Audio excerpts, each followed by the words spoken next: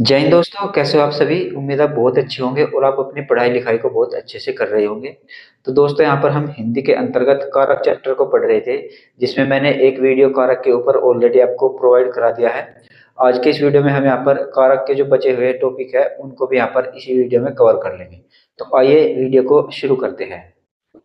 तो देखें, यहाँ पर कारक के हम चार भेद ऑलरेडी पढ़ चुके हैं। आज देखते हैं कारक का पांचवा भेद, जो कि है आपका अपादान कारक। अपादान कारक क्या होता है, इसको एक बार जान लीजिए। अपादान का मतलब होता है चीजों के बीच में तुलना करना, या फिर चीजों के बीच में यहाँ पर अलगाव यानी कि दूरी की स्थिति पैदा करना। ठीक है। तो यहाँ पर देखिए, इसका जो कारक चिन्ह होता है, विभक्ति चिन्ह होता है, वो होता है से। लेकिन ये जो से होता है, ये यहाँ पर अलगाव की स्थिति को बताएगा। ये ऐसा नहीं है कि वो वाला से है करण वाला से, ये करण वाला से नहीं होगा।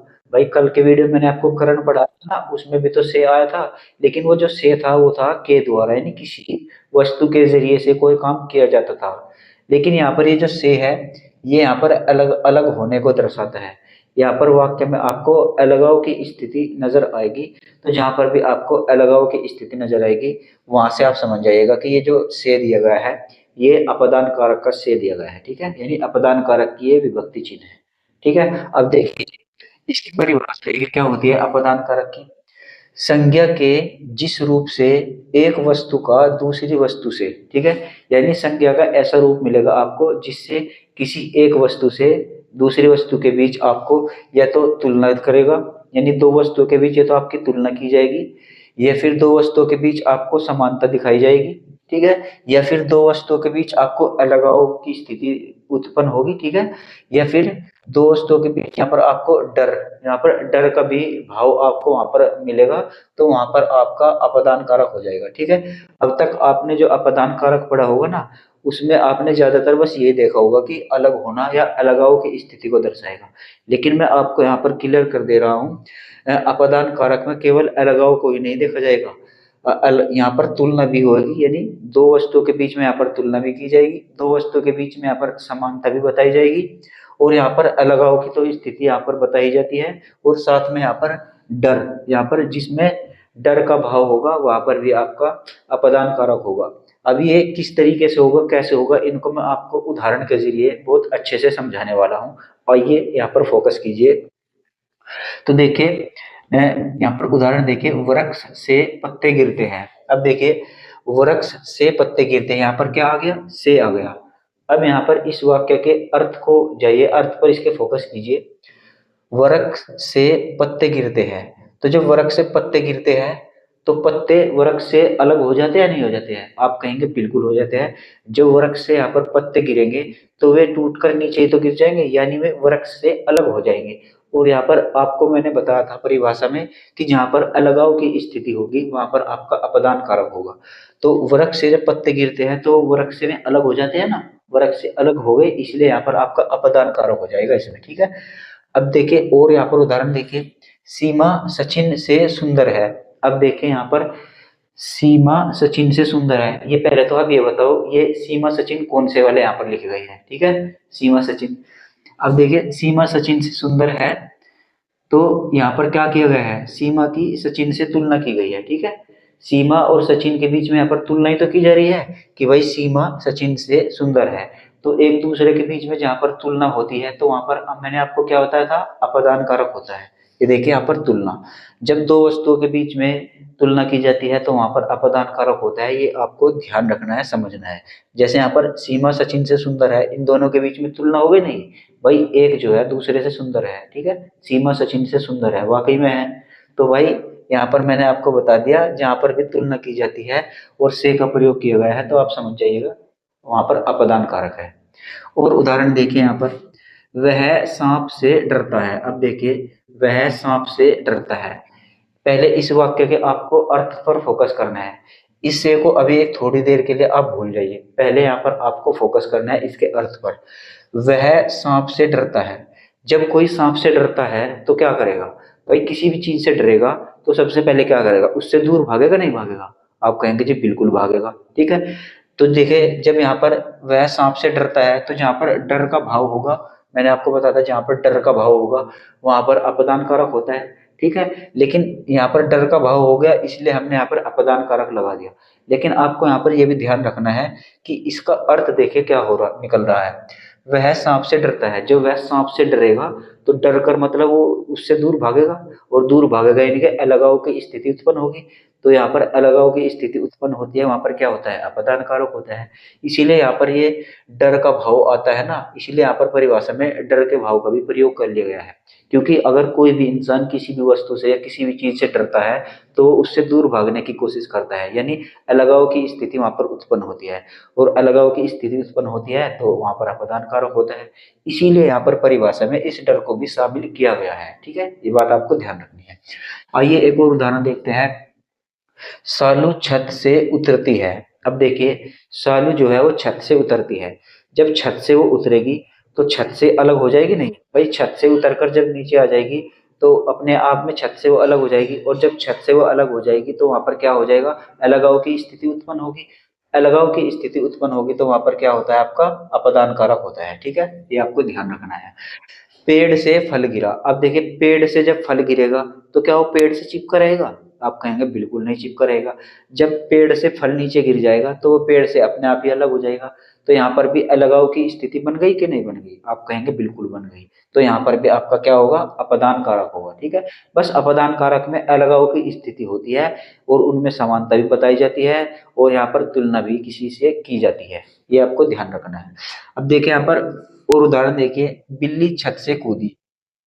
जब बिल्ली छत पर थी तो वो छत के साथ थी, लेकिन जब छत से कूद गई तो छत को छोड़कर चली गई नहीं, यानी छत छत से अलग हो गई, अलगाव की स्थिति उत्पन्न हो गई, छत से अलग हो गई, छत से दूर हो गई। तो यहाँ पर अलगाव की स्थिति जहाँ पर होती है अपदान कारक होता है। तो बिल्ली छत से कूदी, इसका मतलब यहाँ पर अपदान कारक है। वह घर से बाहर गया। अब देखिए, वह घर से बाहर गया तो घर को छोड़कर गया, तभी तो बाहर जा पाएगा। तो घर को, घर से छोड़कर जब वो गया, घर से बाहर गया तो अलगाव की स्थिति उत्पन्न हो गई, यानी घर से अलग हो गया कि नहीं हो गया? बाहर गया है तो घर से अलग ही तो होगा। तो यहाँ पर क्या हो जाएगा, आपका अपदान कारक होगा। चूहा बिल से बाहर निकला। अब चूहा अपने बिल में है, जब वो बिल से बाहर निकलेगा तो अपने बिल से अलग हो गया कि नहीं हो गया? आप कहेंगे बिल्कुल हो गया। तो यहाँ पर भी अलगाव की स्थिति उत्पन्न होगी। तो जहां पर अलगाव की स्थिति उत्पन्न होती है वहां पर क्या होता है, अपदान कारक होता है। ठीक है, साथ में आपको ये भी ध्यान रखना है, यहाँ पर तुलना भी की जाती है, समानता भी बताई जाती है, और यहाँ पर अलगाव की स्थिति और डर, जहाँ पर डर भी बताया जाता है वहां पर भी आपका अपदान कारक होता है। इनके यहाँ पर मैंने आपको उदाहरण के द्वारा बहुत अच्छे से समझा दिया है। उम्मीद करता हूँ आप समझ भी गए होंगे। ठीक है, आइए अब देखते हैं यहाँ पर अगला कारक। कारक का भेद जो है छठा, उसको कहते हैं संबंध कारक। तो संबंध कारक क्या होता है, पहले आप ये समझिए। संबंध कारक वो होगा जो एक दो वस्तुओं के बीच में यहाँ पर संबंध को दर्शाएगा। ठीक है, यानी कोई भी दो वस्तु हो सकती है, कुछ भी हो सकता है, उनके बीच में यहाँ पर ये संबंध को स्थापित करेगा। ठीक है, संबंध क्या होता है भाई, रिश्ते को, रिश्ते जो होते हैं उनको तो संबंध कहते हैं।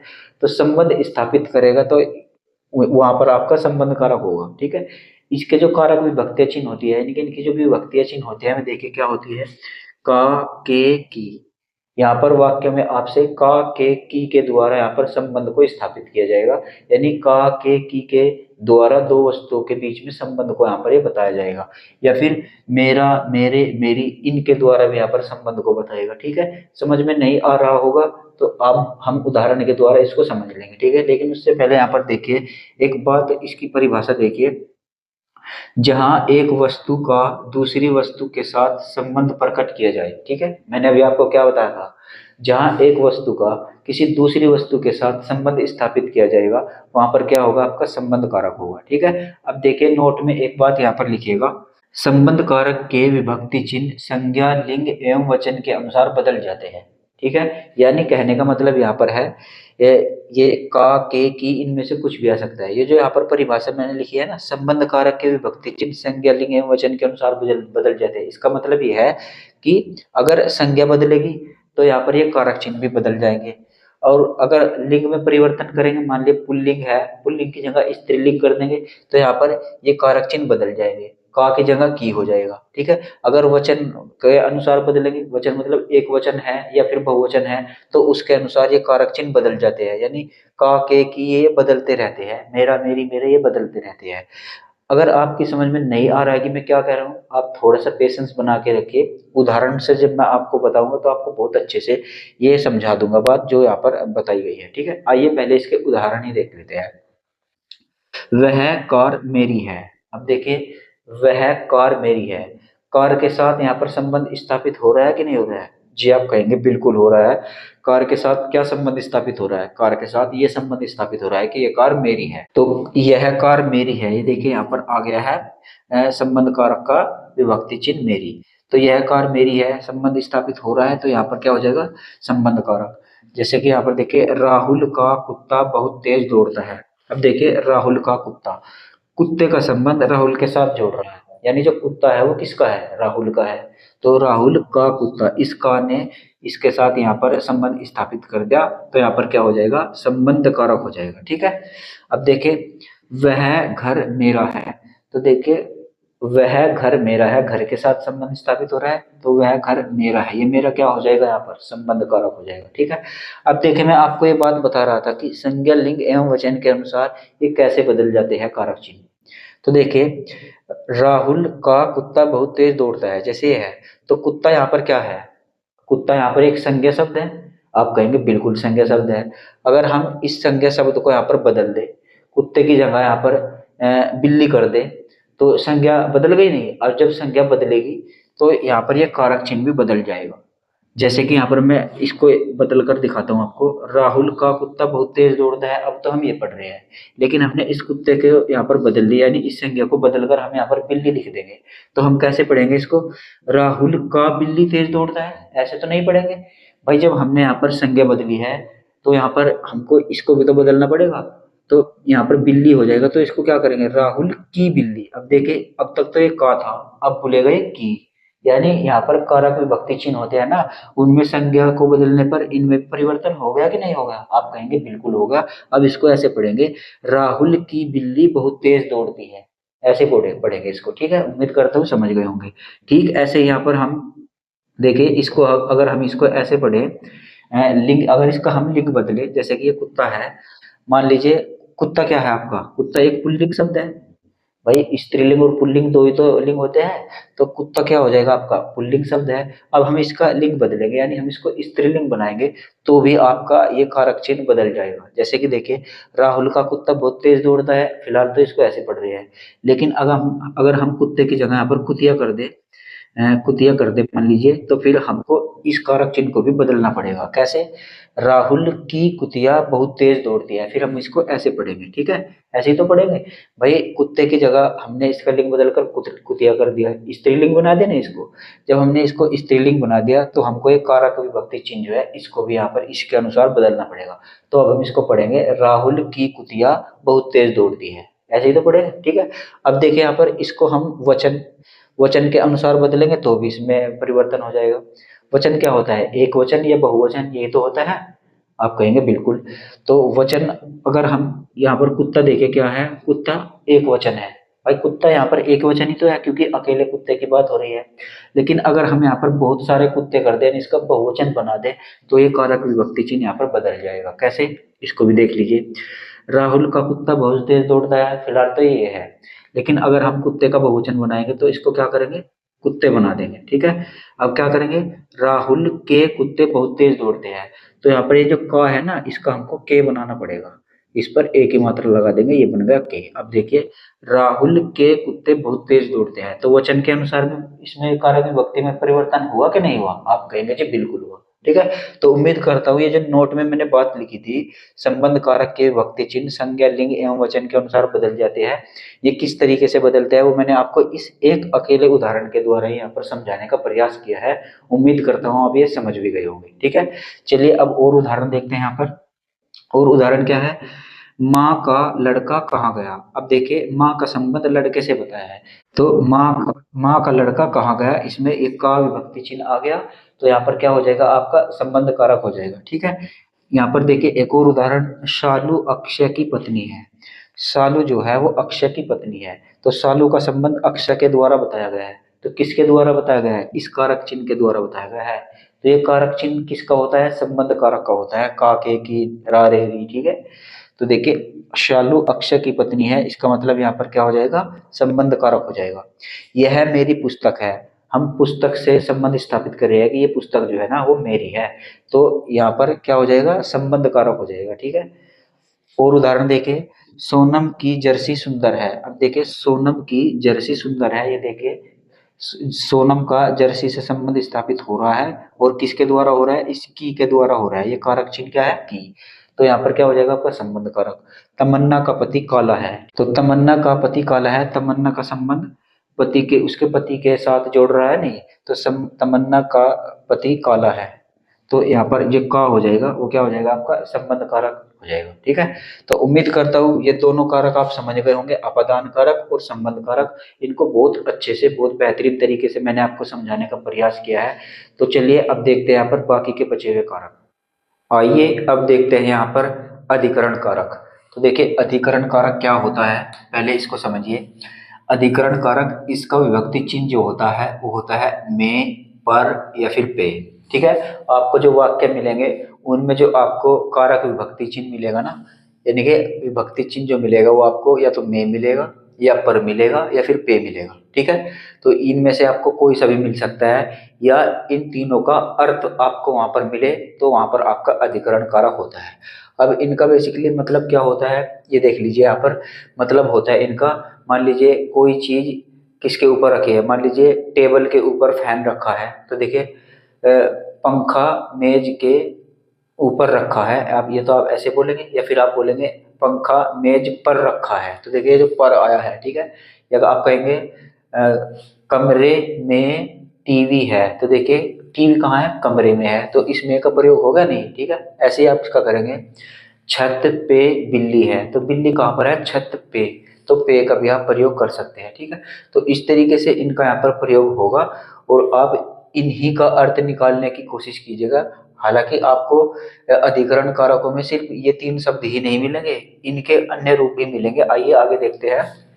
जैसे कि यहाँ पर देखिए, इसकी पहचान किसमें, किस पर और किस पे आदि शब्दों के द्वारा भी की जाती है। ठीक है, यानी आपको वाक्य में इन तीनों शब्दों के अलावा ये शब्द भी मिल सकते हैं। कौन कौन से, एक तो ये मिल सकता है किसमें, या फिर आपको मिल सकता है किस पर, या फिर किस पे। ठीक है, इन तीनों में से भी आपको कोई भी शब्द मिल सकता है अधिकरण कारक की पहचान करने के लिए। ठीक है, ऐसे यहाँ पर देखिए, इसकी पहचान या तो आपको भीतर, अंदर, ऊपर, बाहर, बीच आदि शब्द भी आपको वाक्य में मिल सकते हैं।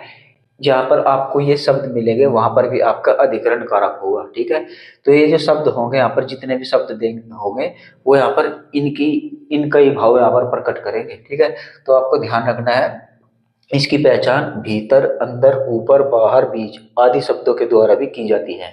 ठीक है, और देखें यहाँ पर कभी कभी अधिकरण कारक चिन्हों का लोप रहता है, तो विभक्ति चिन्हों की जगह पर यहाँ, वहां, या फिर अगले, पिछले, या फिर आसरे, या फिर किनारे, दोनों, या फिर समय, या फिर द्वार द्वार, या फिर घर घर आदि शब्दों का प्रयोग किया जाता है। ठीक है, इसका क्या मतलब हुआ, इसका मतलब ये हुआ कि कभी कभी आपको ऐसे वाक्य मिलेंगे जहां पर आपको ये अधिकरण कारक चिन्ह होते हैं ना, इनका लोप हो जाएगा। किनका लोप हो जाएगा, इन चिन्हों का। आप वहां पर आपको ना तो ये चिन्ह मिलेगा, ना ये चिन्ह मिलेगा, ना ये चिन्ह मिलेगा। ठीक है, इन तीनों में से आपको वाक्य में कोई सा भी चिन्ह नहीं मिलेगा, अर्थात इनका यहाँ पर लोप हो जाएगा। जब इनका लोप हो जाएगा तो इनके स्थान पर कौन कौन से शब्द आ सकते हैं, इनके स्थान पर आपके जो शब्द आ सकते हैं वो होते हैं आपके यहाँ, वहाँ, ये भी शब्द आ सकते हैं, या फिर अगले, पिछले, इन दोनों में से भी कोई सा शब्द आ सकता है, या फिर आसरे, या फिर किनारे, इनमें से भी कोई सा शब्द आ सकता है। किसके स्थान पर आएगा, इन सभी के स्थान पर आएगा। अगर वाक्य में ये भी नहीं है, ये भी नहीं है, ये भी नहीं है, तो इनके स्थान पर ये शब्द आएंगे। जैसे कि दोनों, ये शब्द आएगा तो अधिकरण कारक होगा। समय आ जाएगा, यहाँ पर भी अधिकरण कारक हो जाएगा। द्वार द्वार, घर घर, ठीक है, यानी ऐसे पद जिनकी यहाँ पर पुनरावृत्ति होती है, जैसे कि द्वार द्वार पुनरावृत्ति हो रही है, नहीं, घर घर, ठीक है, देश देश, ठीक है, तो ये यहाँ पर शब्दों की पुनरावृत्ति होती है ना। अगर ऐसे भी शब्द आते हैं तो वहां पर भी आपका अधिकरण कारक होगा। ठीक है, अब देखें यहाँ पर हम इनके कुछ उदाहरण देखेंगे तो आपके बहुत अच्छे से क्लियर हो जाएगा, कोई डाउट ही नहीं बचेगा। जैसे कि देखें यहाँ पर, टीवी मेज पर रखी है।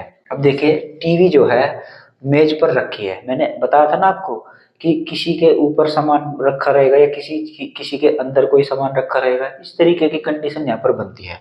तो टीवी मेज पर रखी है, तो देखिए ये पर आ गया कि नहीं आ गया, इसमें आप कहेंगे कि जी बिल्कुल आ गया। तो यहाँ पर देखिए पर जो कारक चिन्ह है वो किसका है, अधिकरण कारक का, इसकी पहचान करने का एक कारक चिन्ह होता है, यानी कि विभक्ति चिन्ह इसको बोला जाता है।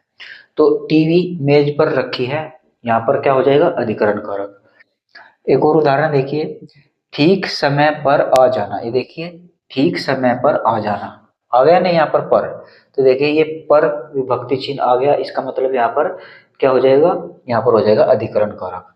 जैसे कि यहाँ पर देखिए मुख्यमंत्री के सम्मान में यह आयोजन किया गया है।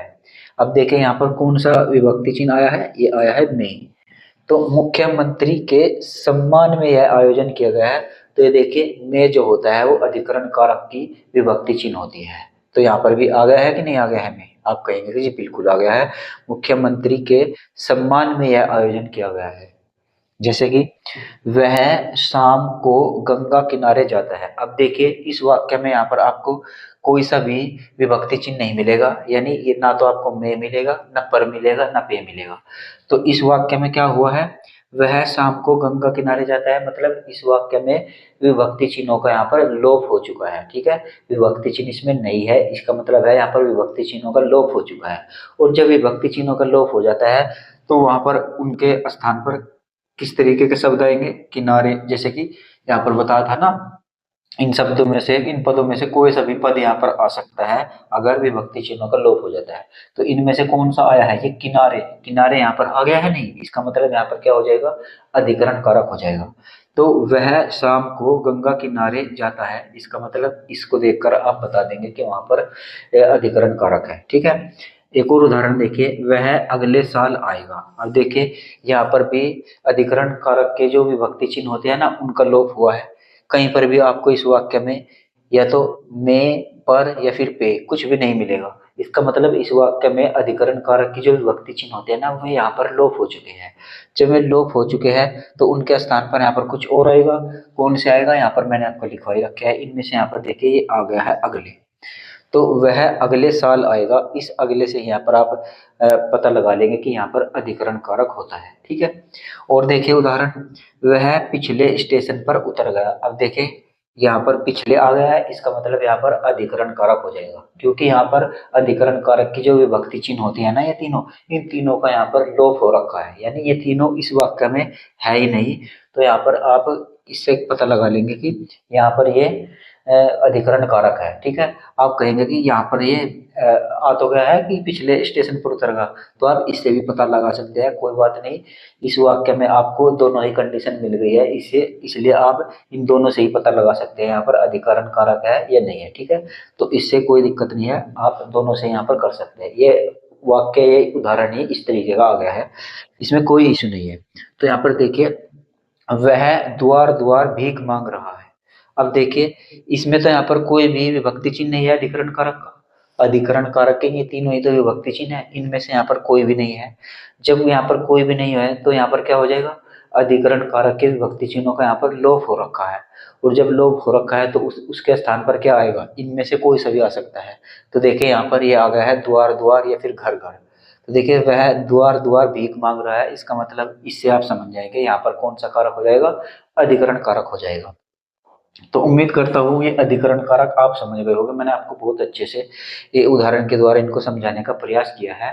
आपको इनके हैंड रिटन नोट्स बहुत ही बेहतरीन क्वालिटी में, एचडी क्वालिटी में आपको ये मिल जाएंगे। उनको आप अच्छे से डाउनलोड करके प्रिंट भी करा सकते हो। ठीक है, तो आपको नोट्स बनाने की भी जरूरत नहीं पड़ेगी। टेलीग्राम चैनल का लिंक नीचे मिल जाएगा डिस्क्रिप्शन में, वहां पर जाइएगा और आप इनके पीडीएफ नोट्स को भी डाउनलोड कर सकते हैं। ठीक है, आइए अब देखते हैं यहाँ पर कारक का अंतिम भेद, जो कि कारक नंबर है 8वां, जिसको बोलते हैं संबोधन कारक। ठीक है, संबोधन कारक देखिए, इसके जो कारक विभक्ति चिन्ह होते हैं या इसकी विभक्ति चिन्ह होते हैं वो क्या होते हैं, इनमें होते हैं देखिए, हे, अरे, अहो, अजी, आहा, इस तरीके के यहाँ पर आपको ये इसके विभक्ति चिन्ह मिलते हैं। ठीक है, तो इन शब्दों का प्रयोग कहीं पर अगर वाक्य में हुआ है तो वहां पर क्या हो जाता है, आपका संबोधन कारक होता है। ठीक है, तो देखिए संबोधन कारक क्या होता है, जिनसे किसी को बुलाने या संकेत करने का भाव प्रकट हो, उनको यहाँ पर संबोधन कारक कहा जाता है।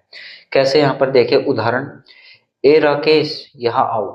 तो देखे, ए राकेश यहाँ आओ, तो यहाँ पर क्या है, किसी को बुलाने का प्रयास हो रहा है नहीं, तो वह हमें ऐसे तो कहेगा ए राकेश इधर आओ, इसी तरीके से बुलाएंगे। तो यहाँ पर किसी को बुलाने का काम हो रहा है, तो देखिए ए राकेश इतना कहते ही हमने यहाँ पर कौन सा चिन्ह लगा दिया, ये संबोधन कारक चिन्ह लगा दिया। ठीक है, संबोधन कारक चिन्ह कौन सा होता है ये भी ध्यान दीजिएगा, ये होता है संबोधन कारक चिन्ह।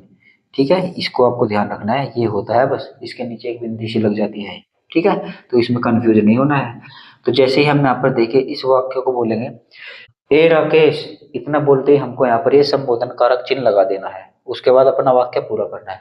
ए राकेश यहाँ आओ। ठीक है, ऐसे यहाँ पर देखिए, अरे मनोज कहाँ हो, तो देखिए यहाँ पर हम संकेत करेंगे, अरे मनोज कहाँ हो, ऐसे ही तो करेंगे, कोई दूर खड़ा है व्यक्ति, उसको बोलेंगे अरे मनोज कहाँ हो, तो इस तरीके से संकेत भी उसको करते हैं। तो अगर वो इससे नहीं समझता है तो इशारों से भी समझ जाता है, संकेत से भी समझ जाता है कि ये हमको पूछ रहा है कि हम कहाँ हैं। जैसे कि अरे मनोज कहाँ हो, इस तरीके से हाथों को इशारों से करते हैं ना, संकेत देते हैं। ठीक है, तो ये यहाँ पर इसके उदाहरण हो जाएंगे। तो यहाँ पर मैंने आपको अधिकरण कारक और संबोधन कारक भी समझा दिया है। तो उम्मीद करता हूँ ये आप यहाँ पर समझ गए होंगे। तो आपका जो कारक चैप्टर है वो यहीं पर आपका समाप्त होता है। मैंने बहुत अच्छे से आपको ऑटो कारक और उनकी परिभाषा और उनके उदाहरण बहुत अच्छे से कराए हैं। एक एक टॉपिक को यहाँ पर क्लियर करने का पूरा पूरा प्रयास किया गया है। ठीक है, तो उम्मीद करता हूँ आज का ये वीडियो आपको पसंद आया होगा। वीडियो पसंद आया तो लाइक और शेयर कीजिएगा, चैनल को भी सब्सक्राइब कर लीजिएगा। ठीक है, आज के इस वीडियो में बस इतने ही, मिलते हैं अपने अगले वीडियो में, तब तक के लिए जय हिंद।